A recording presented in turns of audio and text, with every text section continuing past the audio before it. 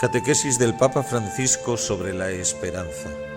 Jonás, esperanza y oración.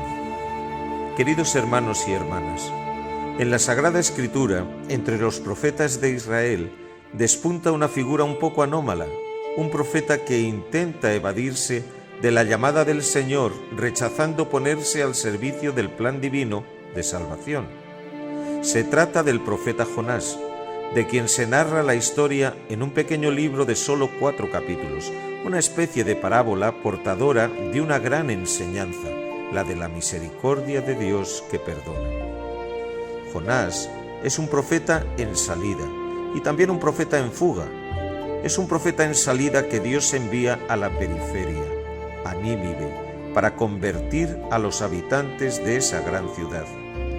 Pero Nínive, para un israelita como Jonás, representa una realidad amenazante, el enemigo que ponía en peligro la misma Jerusalén y, por tanto, para destruir, ciertamente no para salvar.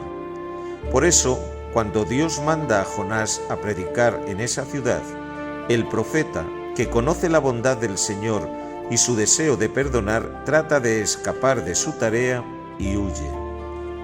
Durante su huida, el profeta entra en contacto con unos paganos, los marineros de la nave en la que se había embarcado para alejarse de Dios y de su misión.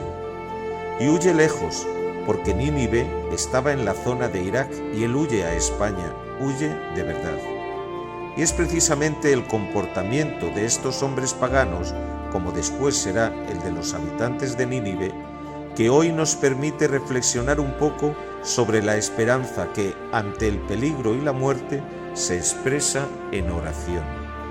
De hecho, durante la travesía en el mar se desencadena una gran tormenta, y Jonás baja a la bodega del barco y se duerme. Los marineros, sin embargo, viéndose perdidos, se pusieron a invocar cada uno a su Dios, eran paganos.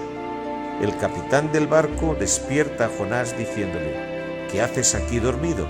Levántate e invoca a tu Dios. Quizás Dios se preocupe de nosotros y no perezcamos. Las reacciones de estos paganos es la justa reacción ante la muerte, ante el peligro, porque es entonces que el hombre hace experiencia completa de la propia fragilidad y de la propia necesidad de salvación.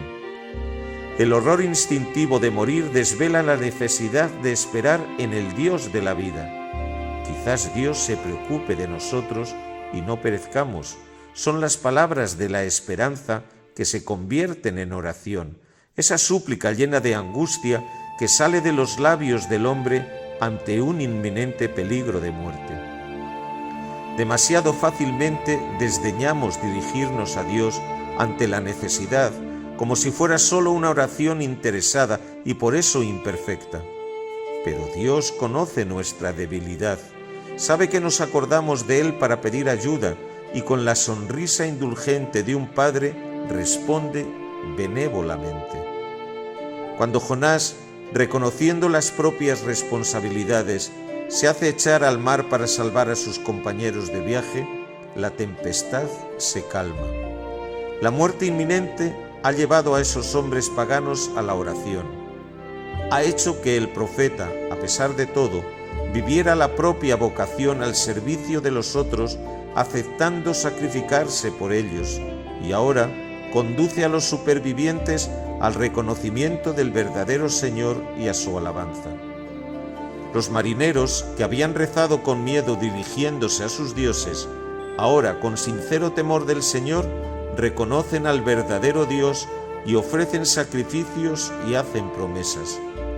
La esperanza que les había llevado a rezar para no morir, se revela aún más poderosa y obra una realidad que va incluso más allá de lo que ellos esperaban. No solo no perecen durante la tempestad, sino que se abren al reconocimiento del verdadero y único Señor del cielo y de la tierra.